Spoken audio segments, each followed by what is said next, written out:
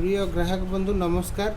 मु आज आपण मान आमर जो लेमन टी अच्छी लेमन टी केमी बनइबे टेस्टी केमी लगे तार गोटे प्रोसेस आपण मानक देखापी चाहूँगी।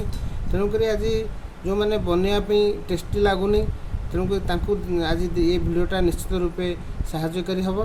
तेणु आसतु देखा आमर ये जो कप अच्छी ये कपटा अच्छी 150 ml कप आ ये कप रे आमे चाहा बनइबा। देखंतु मो पाखे अच्छी गोटे चामच ये चामच आम ये चामच रे गोटे चामच आम नौचे गोटे चामच आम नेले लेमन टी आम जो लिक्विड अच्छे नेले नेला पर कौन हो कप रे पकेले ता सहित आमर ये गरम पानी मु रखी आगु गरम कर रखी पानी को आम ए मेल्ट कले पूरा कप रे फुल पानी देवे ना पानी मिनिमम 100 ml पानी देवे 100 ml पानी दे ताकू आपण टिके एमती मिक्स करदेवे।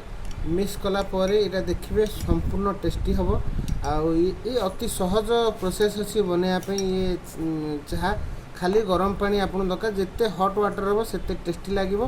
तेणुक आपण मानक मु आशा करुँची ये चाह बनइबार प्रोसेस आपन को सहयोग करिवो केमिति आपण टेस्टी चाह बनई परिबे आम चाह को। ता सहित आम पाखे आउ गोटे अच्छी मिल्क टी ये मिल्क टी मध्य सेमतिया क्षीर चाह धीरे आपण माने मिसेइकरी एति क्षीर सहित गोटे चामच पकेबे ये मिल्क टी रु खाली गोलेबे पीबे आउ इथरे किछि जिंस पकेबेनी सुंदर टेस्ट लागिवो। आ जो माने खट्टा खाइबा को चाहुनांती लेमन टी खट्टा जहाँ देहरे जाउनी लेंबू जाउनी तांको पई गोटे रेड टी अच्छी ये मध्य से भली प्रोसेस रे बनइबे। गोटे कप रे 100 ml पानी नेबे आ यही भाया चामच गोटे चामच रे चामच नेबे गोलेबे पीबे देखिए सुंदर टेस्ट लागिवो।